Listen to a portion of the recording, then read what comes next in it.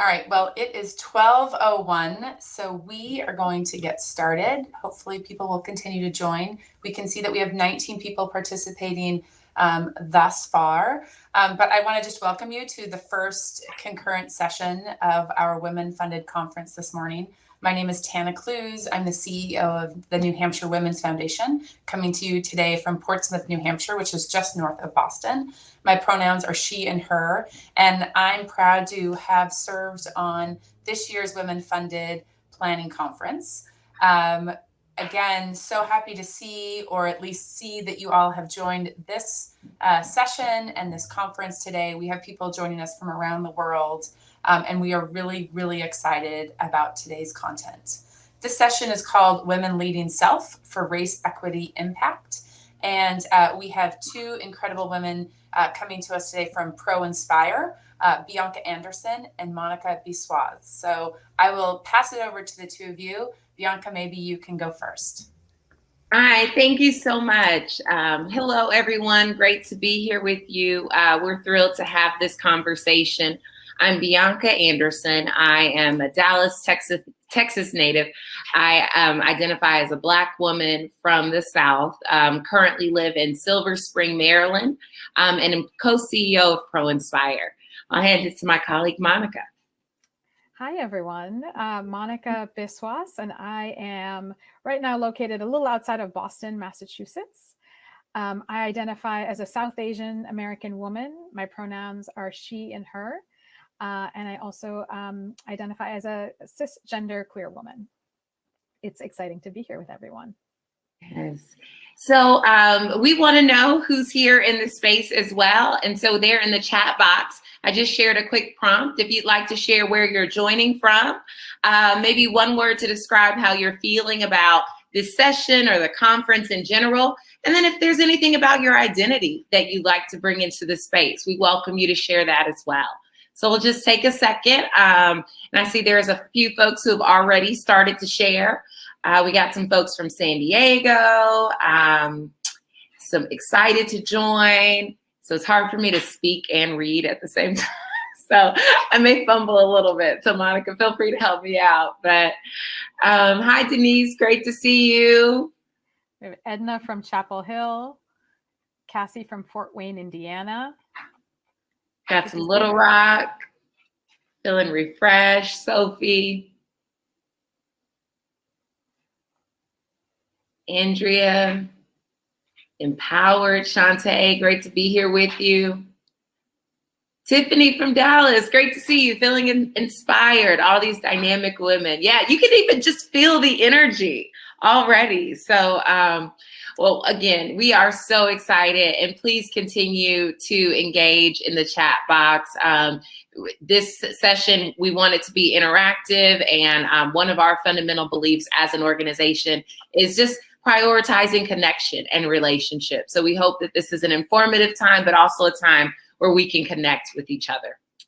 But before we jump into any content, I want to just share a little bit about Pro-Inspire. Pro-Inspire is a nonprofit organization that works to support and equip leaders at all levels of organizations in the social sector to accelerate equity, in particular race equity at all levels of that organizations. From self, thinking about how we are understanding our own racial identity and other people's races, and also accelerating equity within our teams, organizations, and the system. So now I'm going to pass it over to Monica to share with us our goals for the time today. Wonderful. Thank you so much, Bianca. I'm going to share my screen here so we can all review these together. Give me one moment. Okay, are you able to see the screen? Yes, okay, wonderful. So today, the session that we have, this time that we have together, what we're hoping to accomplish together is to gain a deeper understanding of how different dimensions of our identity impact how we're showing up, in particular in the workplace. We're going to discuss how to interrupt manifestations of internalized racism, sexism, and classism that might be influencing how we lead, our leadership norms and behaviors. And we'll discuss some strategies and practices that support how we cultivate our own inner well-being. We know that this is hard work. We're all at sort of systems change work together, and that can take a toll. So it's really important that we find ways to rejuvenate and restore.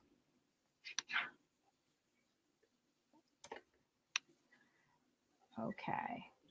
I lost the screen, I believe. I'm so sorry. Let me see. New to this platform. So, all right. So as we enter this space together, we want to make sure that we have some agreements that we are all abiding by as we make this a brave space. We are encouraging each of us to show up with bravery and curiosity. And vulnerability as well. And so we want to make sure that we're all have some psychological safety as we do that. We encourage people to take space in the room. So please feel free to add your comments and questions, and also to make space for others. We ask you to listen, and process, knowing that what we take in is as much of a learning opportunity as what we're sort of how we reflect on and make meaning out of that. We ask you to speak from the I, and that means that we're not sort of using the nebulous we, but really speaking from your own personal experience and honoring that unique experience. And as we go through, we will be acknowledging and attending to impact, while we may also acknowledge that intentions are positive and good. We know that impact is actually where we'd like to spend our time to focus if there is harm done. Okay. So our foundational beliefs, so a little bit more about ProInspire. Bianca did a little bit of an intro here. We believe that it's essential for our leaders at all levels in the social sector to develop their own race equity analysis. And this is both personal and professional. We believe that the personal and professional have to go hand in hand, and you really can't separate those two things. We believe it's important to center race equity in our work, and we'll share a little bit about the model in which we do that, but the components are active learning and unlearning, intentional action, and holding ourselves accountable and having processes for that. We prioritize authenticity, trust, and solidarity. And we believe that these things help to interrupt oppression and to advance race equity. And we want to redefine, reimagine, and change institutions and systems from any position in the organization. We believe that leaders do occur at all levels, and we all have the ability to influence those systems. So a little bit more about our leadership model that we've referenced before. This model provides a framework to help those leaders at all levels of an organization to affect change and move towards race equity. And so we have the windows of leadership. There's the window of the self, the window of people. So if you're a people manager or you're leading teams, the window of organizations, if you're a leader of an organization with positional power. And of course, there's sort of at the systems level. And so within each of these windows, there are practices that we can employ to help shift us from the current state to a state that is more race equitable and equitable along all different dimensions of identity. Today, what we're going to be focusing on is that window of self. So this is the session that we're in today. But we encourage you to read more about our leadership model, and we'll provide some links later where you can learn more about the other windows of leadership. So we'll be talking today a bit about what we can do to actively learn and unlearn, as I mentioned, intentional actions we can take, and hold ourselves accountable. Okay, so we'll dive in now to the leading self. At the core of, I am sorry about this. Okay, the PowerPoint is now cooperating with me. At the core of leading self is developing our own sense of identity. So if we are involved in work to advance race equity, it is incredibly important that we have first a sense of our own dimensions of identity. before we try to do work outside in the world or within our organizations. This is something that we've found through many years of working with organizations and individuals, that this is sort of the precursor and the prerequisite to all of the other work. What this means is that we have an understanding and an acceptance of our own unique identities. That might include identities that have some power and privilege in our society, as well as other dimensions of identity that might be non-dominant or don't have that same privilege and power. We'll talk more about this a little bit later. Leading for self also means connecting to our full humanity and working to suspend judgment and bias that we might have against others. And it also means addressing any internalized beliefs that we might have about any dimension of our identity, including internalized racism, sexism, classism, and prioritizing authentic self-love. And we'll talk about some healing practices later on as well. So what we're first going to do is we're going to do a little bit of reflection. This is called an identity wheel. And again, when we're talking about developing our sense of identity, it can be helpful to take some time to reflect, take a step back on what different dimensions that make up our own identities. We don't just have one. This is the women-funded conference, of course. So, gender might be something that we talk about a lot here, but there are many different identities that make up who we are, and they affect how we see the world as well. So what we're going to do is I'm going to ask you to either do two things, either draw this wheel on a notebook if you have that, or we're going to put the link into the chat. Thank you, Bianca. And you can create a copy of this document for yourself.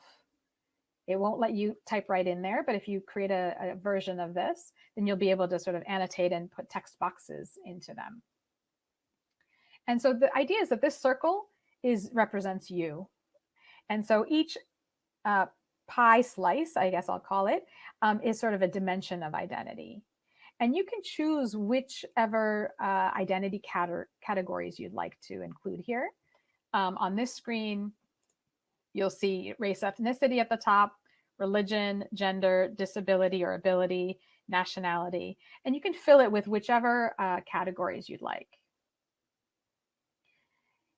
Then within each of those slices, you're going to actually identify, which race or ethnicity is part of your identity, which religion is part of your identity, what gender or gender expression is how you see yourself, and do that for each pie piece. You have many more dimensions of identity than is available on this in this circle, but that's okay. We're just going to start with this sample here. Okay. And then the third thing you're going to do, and we'll give you some time to do this, is you're going to reflect on which identities do you think the most about. You could put a star there. Which do you think the least about? Put a triangle. Put a heart next to the dimensions that impact how you view yourself, and a square next to the ones that you think impact how others are viewing you. Okay. So we'll give you about 5 minutes to do this reflection. And we'll see if we can put on maybe some music to help with that. Get you in the mood. And if you have any questions, you can put them in the chat.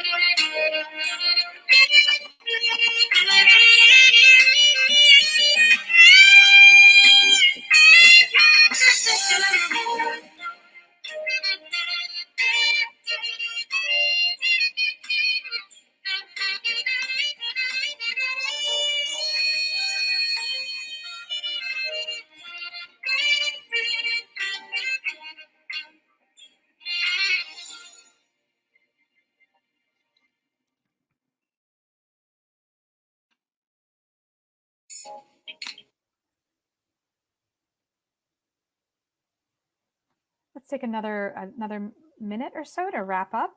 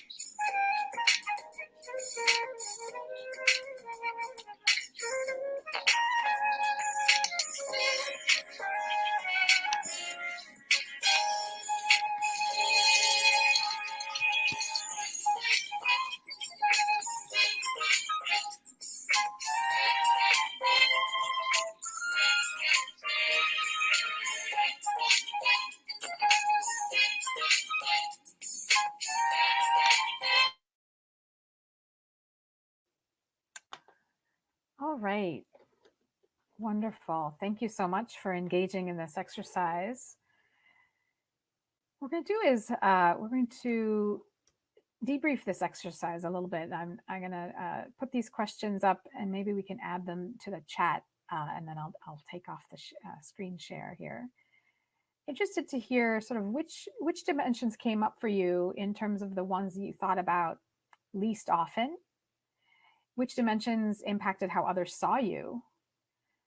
And when did you add your racial identity to the wheel, and how aware are you of this dimension at work, in the workplace? So we're going to stop sharing here and would love to open it up to hopefully voices in the room. We're, again, new to the platform, so are people able to join verbally, or will people, you can always put things in the chat, but it would be great to hear voices if possible.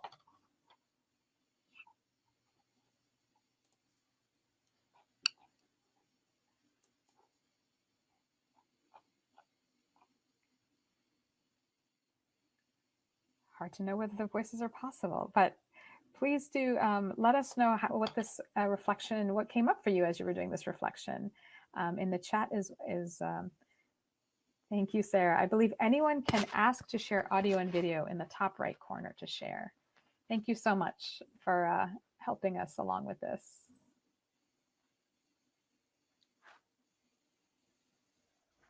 So what dimensions came up as things that you thought about the least often?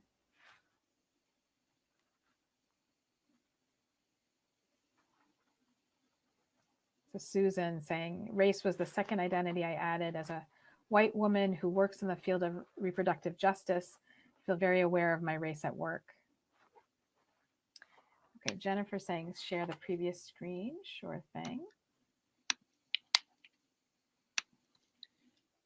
And Jennifer, if you click that link that I just put in the chat as well, you can pull up a version for yourself. We're happy to share it too, but you can have that one.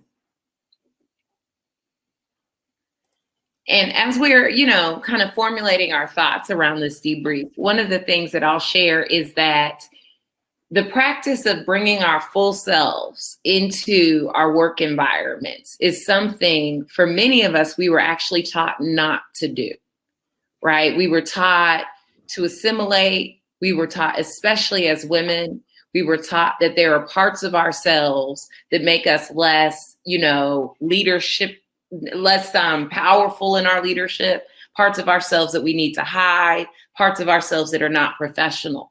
And so part of what this activity allows us to do is to actually notice which parts of myself am I unaware of, maybe because of my privilege. And, so maybe it's privilege, but maybe it's I'm unaware of because I hide it, right? Or maybe I am so aware of it because I have to hide it, right? It allows us to really think about what we're bringing in, and then maybe even the assumptions that we might be having of others based on our own internalized things, right? So building the muscle to talk about it is, again, something that we don't often get to do in our workplace setting. So want to just invite anyone who's had an opportunity to now think about it. If you'd like to come off mute and share, what came up for you, and anything about dimensions of your identity, we invite you to do so.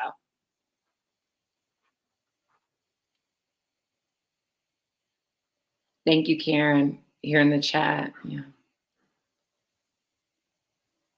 Yeah. Code switching and assimilation. Thank you for sharing that, Kamara. Yeah, you have to modify your approach depending on who you're talking to, right? So that you don't get stereotyped or boxed in.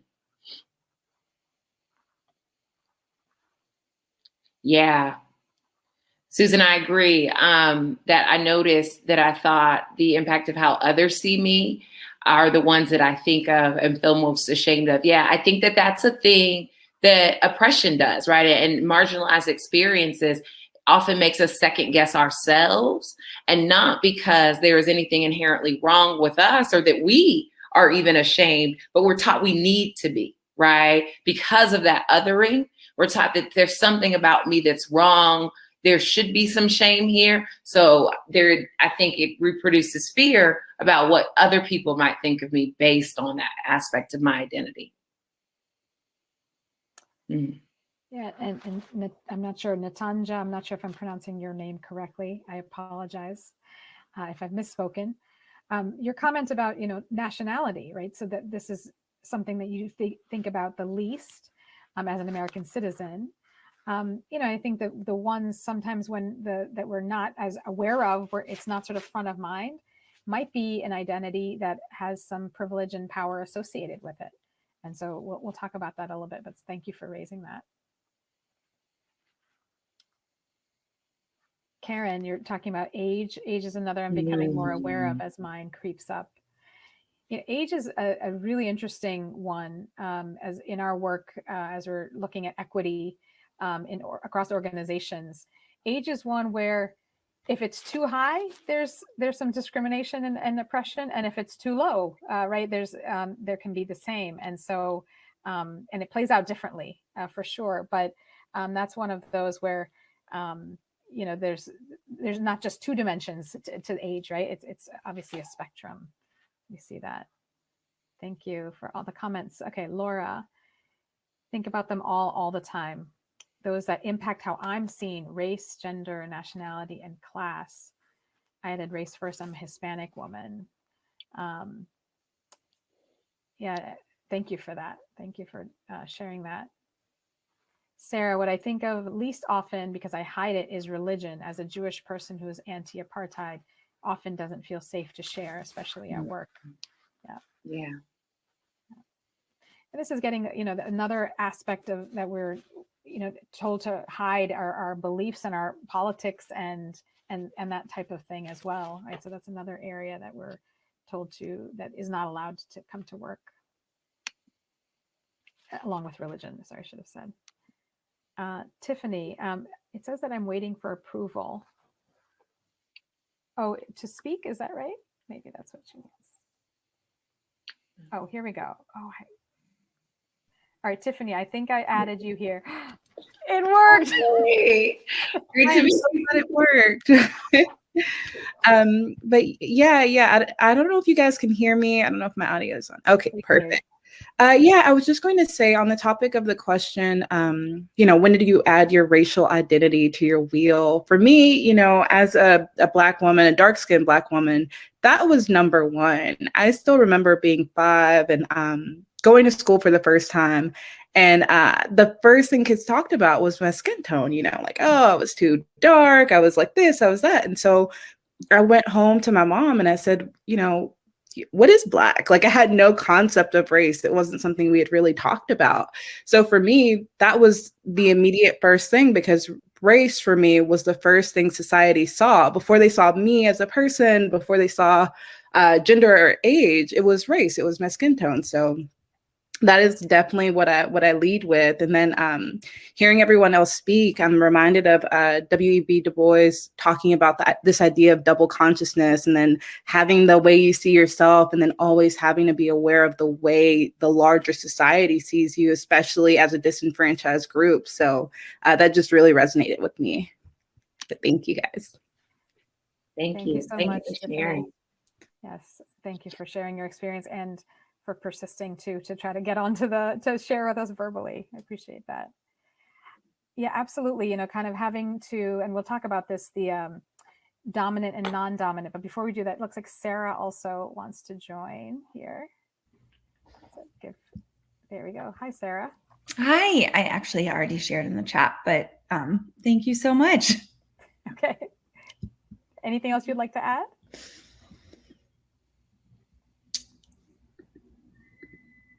That's okay if it's not. Yeah, and I think, what I shared in the chat was what I think of least often because I hide it. And the thing that I think about least often because I don't have to, especially as able-bodiedness. And I think it's becoming increasingly a part of the dialogue as so many other critical intersections and identities have been, but I still catch myself more often than I feel comfortable admitting publicly of not being inclusive or even quite frankly thinking about folks who might have any sort of different ability. Absolutely. Thank you for naming that. And Sarah, what you're raising, especially those areas where we do have this dominant, we do have some power and privilege, there can be some discomfort or shame in acknowledging that. And so I'd like to sort of validate that feeling and that response and say, getting through that shame, it's possible. And it's actually really an important part of the work because it's from there that we can then leverage our power to help people that are in those marginalized communities and have marginalized identities. So I'll sort of name that. What I'm going to do is, since we're getting on this topic, I will go back to sharing just a little bit more around what we're saying, which is dominant and non-dominant identities. Okay, so, what Tiffany sort of raised right around that we are sometimes, so some of us are aware of kind of how we see ourselves and how the society sees ourselves. That's really sort of alluding to dominant and non-dominant identities in society. These are socially constructed and then reinforced through our policies, our systems and structures in society. They are certainly not based in any inherent dynamic of dominance and non-dominance. So we'll sort of say that at the outset. In general, what we mean by this dominant groups are those who have an identity that has more structural power just by virtue of having that identity. And non-dominant are that group, we're sort of naming that are for members who have an identity that is sort of given less power or privilege in the society. In general, and again, this could happen on all the different dimensions we have already discussed, right? There's sort of in general, a dominant identity and a non-dominant across religion, ethnicity, race, class, age, gender and gender expression, able-bodiedness, and sort of any of those dimensions. But across all of those, what we'll sort of see is that in the dominant, if you have a dominant identity, it's sort of considered normal in society. The world is organized to benefit that side. And so for me and Sarah, you raised this around able-bodiedness. That is also one, right? So I don't have to think about whether if there's stairs, I can go up those stairs. I don't have to be concerned in general about whether there's a ramp or an elevator that I can use that's accessible. That means that I have an advantage and a privilege and that I didn't earn. I am this way, and it's just the way things are. And so that sort of dissonance doesn't come up for me. And I do not have to think about myself as having privilege, again, because that the privilege is not even being aware and having to consider that. Okay. The non-dominant, the experiences, again, along all those different dimensions, there's parallels. They're considered non-standard, less than, and even deviant from the norm. The world is not organized to benefit our needs. For me, this is, as a queer woman, I am constantly in the process of coming out, right? That is never sort of seen as the standard. And there's often times where there's a surprise or there's some kind of reaction when I share that information. We're often painfully conscious of that lack of privilege because it keeps coming up. There's always that rub of what is normal and what is me. And, in the non-dominant identity, we have to know the language, the norms, the sort of reality, and the standard way that things are done. We mentioned this earlier, this code switching, sort of knowing when you have to for certain identities, if they're not visible, we might be able to hide them. So you have to kind of code switch between those, between sort of the way the society wants us to act and then our sort of how we feel authentically. So these are sort of the experiences of dominant and non-dominant. So this is what we've shared, and this is hard to navigate. And we all have a combination of the dominant and non-dominant. It is incredibly important to acknowledge both sets of those because it's with that complex kind of constellation of identities that we can show up and we can then access a greater power so that we can, again, leverage and move towards equity across all these different dimensions. So while I might be focused on sort of areas I might have a non-dominant identity, if I lean into where I have a dominant identity, I actually can access some power. And that helps us all because this is what sort of intersectionality and practice, that we're all sort of here to move things forward for everybody. Yeah, Monica, before you move forward, I see this question here in the chat from Gina. Can we say more about oppressed versus less power? And Gina, feel free if you want to jump in or kind of share in the chat. I'm going to try to name it, but if we don't land it, we can have more of a conversation here. But as we're talking about oppression and power, we really are talking about systems. For me as a Black woman, there's nothing about me that feels inferior, right? Like in my personhood is Bianca. But I know that I live in a system and a society, right, that has been set up to deny me access, safety, resources, based on my gender, my race. Like there are these parts of my identity where I've experienced exclusion.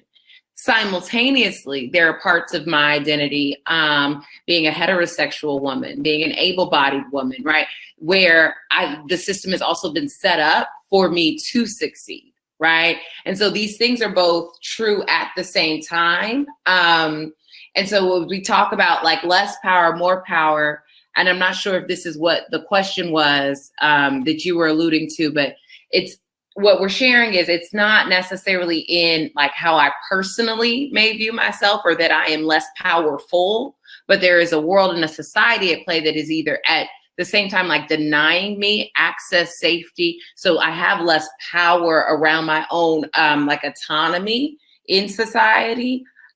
based on those places where I have like experienced marginalization or have been historically discriminated against.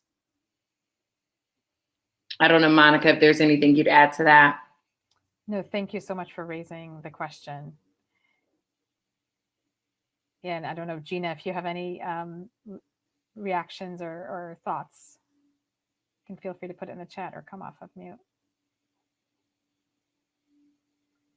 And then Laura's added a couple things here. Key identities I work with as a white woman of privilege and access, and how I hold that in service to liberation of all folks. Holding humility as the goal always, and being courageous enough to be willing to make mistakes. Thank you for raising that. And I think that that's one of the values that we actually hold at ProInspire. Is authenticity, vulnerability. All of that is incredibly important, not important, but essential to doing this work, because we'll never know all the things that we need to know. We'll never know how to prevent all harm that will happen. And it's about approaching that with humility and grace, so that we can be in relationship with one another towards a greater future for everybody. Okay. With that, I think so. Let me just do there's one sort of final. I am so sorry. I don't know what is happening with this deck here. Okay, so just one sort of final reflection on identity before we move on. And this is by Dr. Beverly Daniel Tatum. Our ongoing examination of who we are in our full humanity, embracing all of our identities, creates the possibility of building alliances that may ultimately free us all. So that, we think about dominance, non-dominance, actually doesn't serve anybody, even those in the dominant sort of groups, because it's about really conforming and denying our full humanity is ultimately what happens. So I love this quote as a way to summarize that. So with that, Bianca, I'll hand it over to you for the next section. Thank you. Thank you so much, Monica. So as we work on continuing to bring our full selves into our workplaces, into our professional settings, one of the things that we have to also acknowledge is that it doesn't always feel safe to be authentic, right? And there are also things about the environment, about norms, about like practices, interpersonal interactions that need to change so that we, especially those of us who have been generationally and are currently experiencing institutional harms like racism, sexism, classism, there are things within that environment that also need to change so that we can walk bravely and boldly into these spaces, right? And so what this quote here says is really, it's not always easy to be authentic at work. There may be barriers that can deter you from being vulnerable and open. And I think there are a few people who've shared that already. And there are many reasons why people aren't always their whole selves. This stops them from acknowledging the fulfillment at work, right? Like going back to the code switching and the assimilation, right? When there are parts of ourselves that we have to deny, dull, make smaller, there's a part of ourself, right? That also does some harm too. So what studies are showing is that psychological safety, teams, organizations that can establish psychological safety create a more authentic workplace.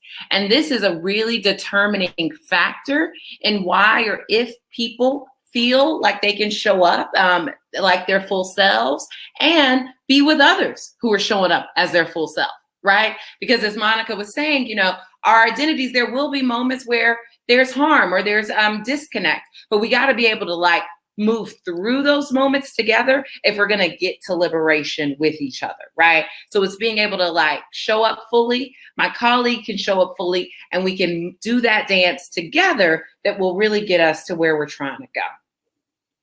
So as we think about showing up fully, we want to also consider what are some of the barriers and the supports, right?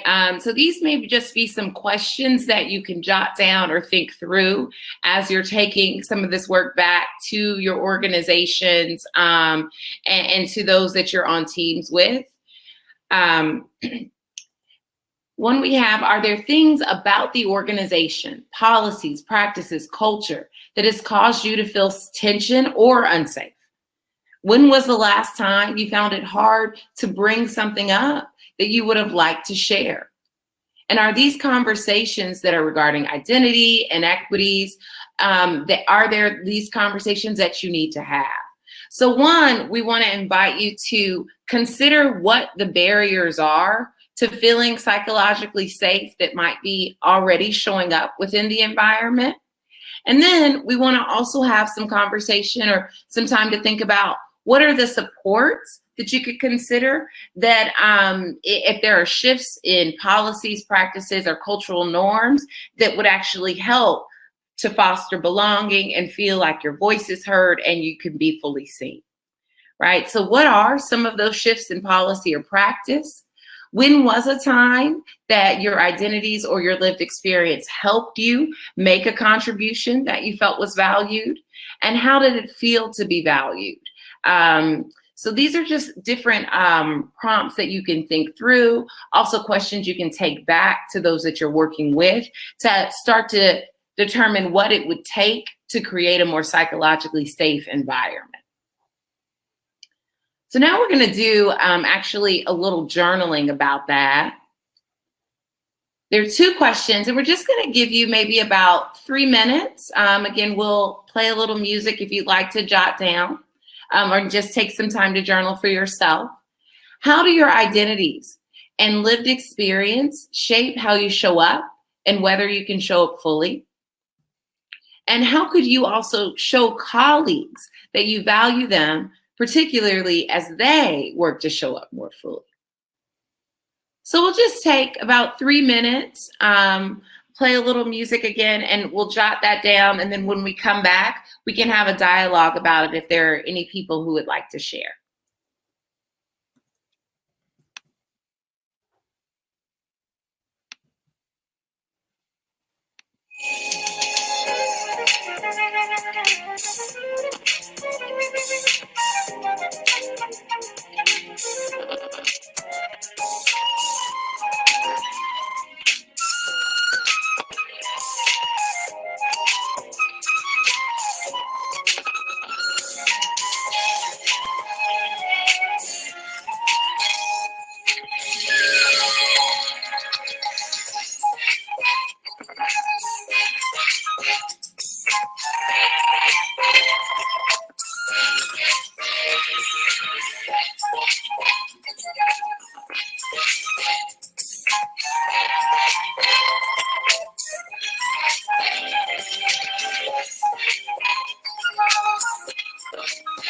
Monica, can you share your screen again? Oh, thanks.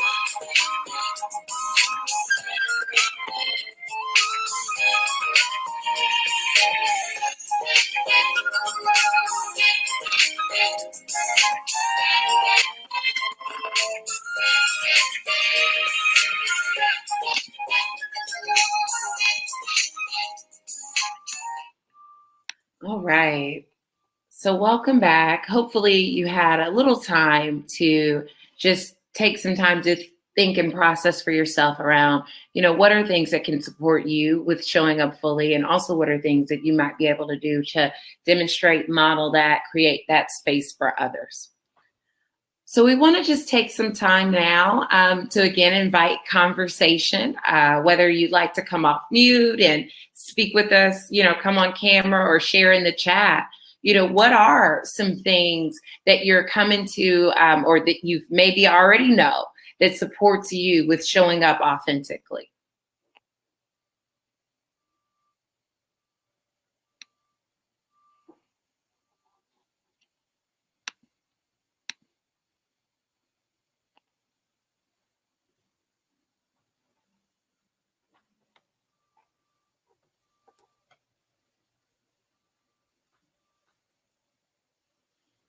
Well, as you're thinking, I can share one.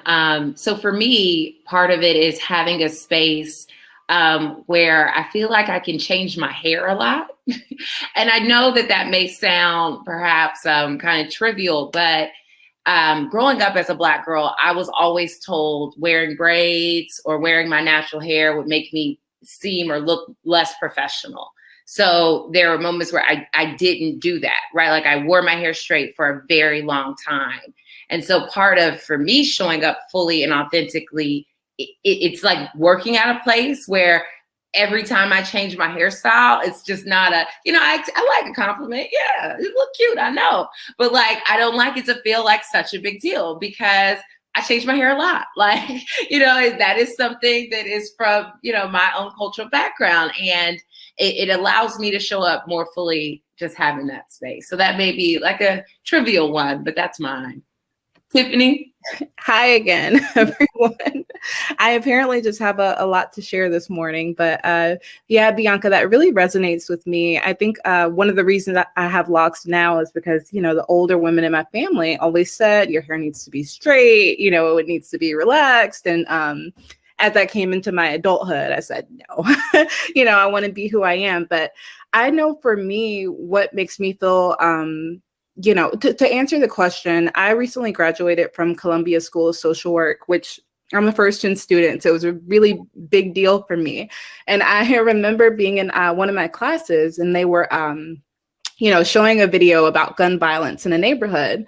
And the professor positioned it like, oh, when you go out and work with these populations, and immediately I felt affected because I came from one of those populations, and the language was very much like the people who are in this video are not in this room right now. So I'm going to teach you how to deal with those people. And I had a conversation with him after the class and just let him know about the importance of language and the way you sort of frame things when you're teaching.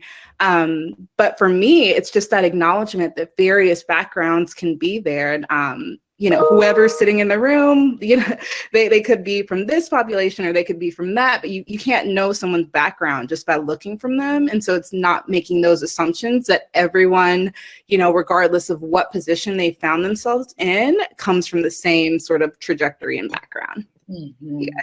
Yes, thank you. That's so powerful. Thank you for sharing. See some plus ones in the chat. Group of friends, a support system. Oh, we've got Laura also who wants to come off of mute. Yeah, okay. Hi. What I wanted to share was that I definitely feel like I whitewash myself and kind of like try to make myself seem as innocuous as possible in situations where I don't feel comfortable being fully like representing myself as I am. And so I think what really helps in those spaces and what makes me feel comfortable is when other people are willing to be open and share their identities. And so I think like in creating like, owning any one of your identities, it creates space for other people to be like, oh yes, that is an identity I share, or that's not an identity I share, but here's another identity I do have that is also like maybe deviant. And like in my current workplace, I feel like that's where I felt like most comfort, or whenever I feel like, okay, like I'm willing to express myself more. and be more open about my opinions or who I am is whenever people are willing to be like, well, I'm not exactly the norm in every way possible. So it's just like, yeah, like letting go of that fear of being the first to say, well, I'm not the norm. So, yeah. Thank you so much, Laura. You know, there's something about our truth and how it makes space, you know, like the power of just like that vulnerability. When we share, I do find that freedom creates more freedom, right? Mm-hmm. And it can be kind of like this just energetic thing that protrudes a space. Thank you. Thanks, Laura. We also have Sandy. Okay. Hi, Sandy. Sandy, I think you're on mute still.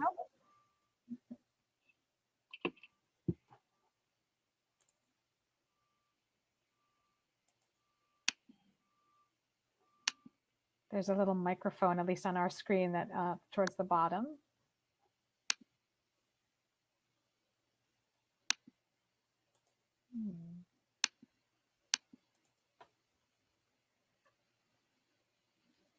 No, it's still saying it. Oh, we really want to hear you, Sandy. Oh.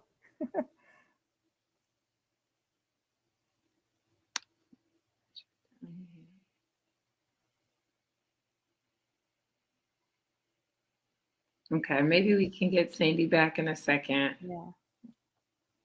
And if not, feel free to write it in the chat as well. We'd love to hear your voice, but in the interest of time, we do want to make sure we get whatever you have to say into the space. And we've got a couple comments too in the chat.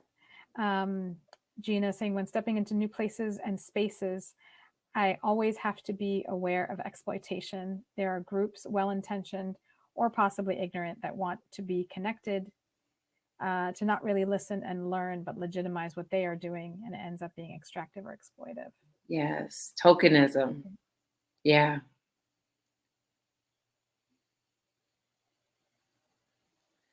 Well, we're going to move to just one slide that has some healing practices on it. And these will not be things that you haven't ever heard of, right?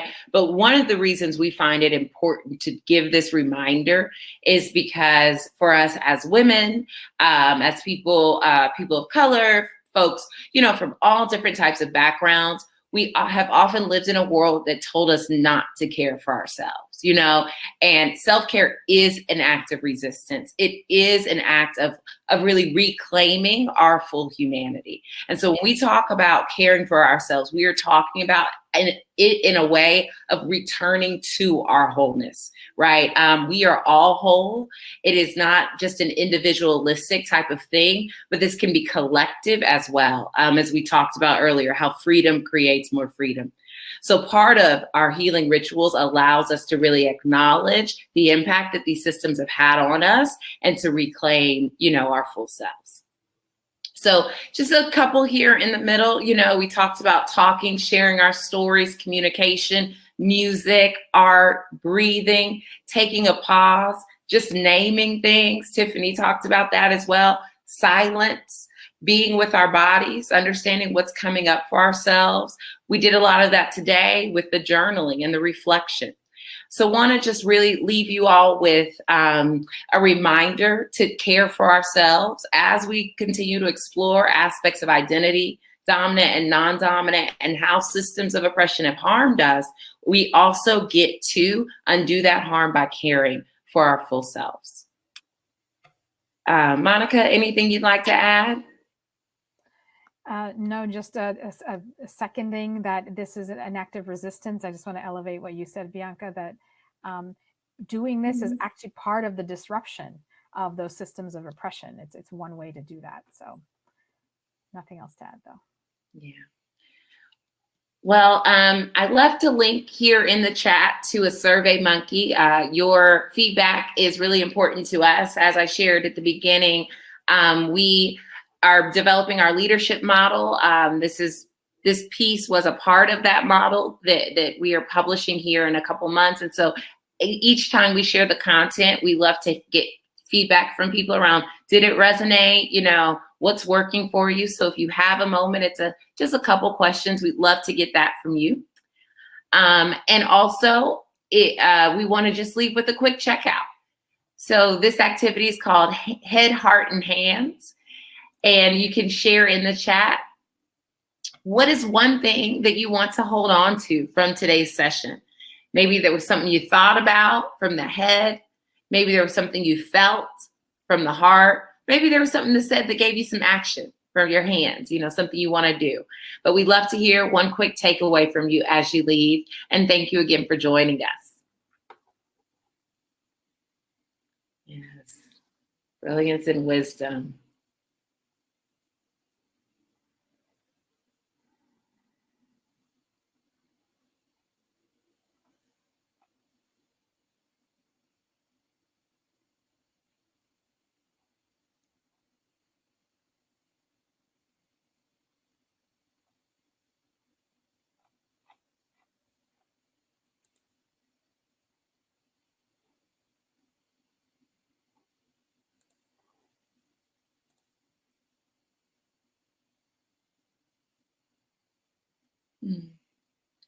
Thank you, Sarah. Yeah, I hear you. Care for yourself. Thank you, Natanja. Susan, thank you as well. Thank you, everyone, for joining.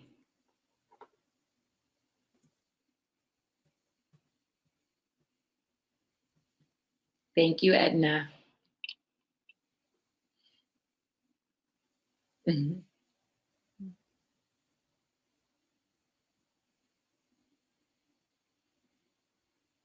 Well-doing is inspired by well-being. Oh, I love that.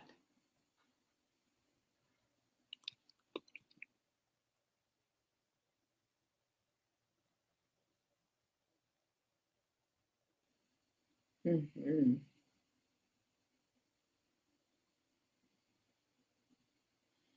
All right.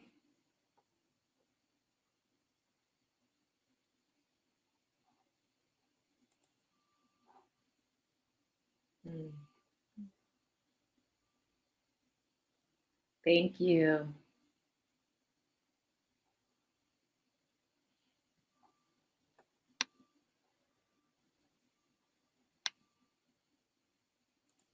Thank you, Kamara.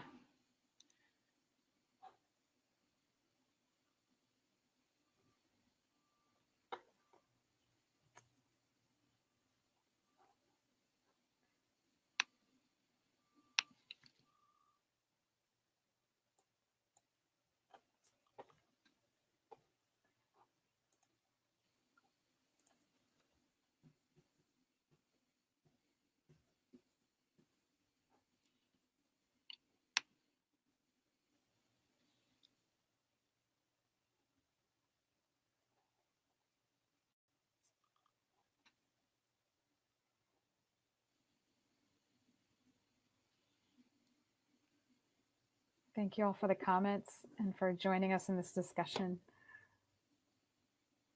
I hope you enjoy the rest of the conference. And thank you for your patience with our tech challenges as well. I really appreciate it. Bye. Bye, all.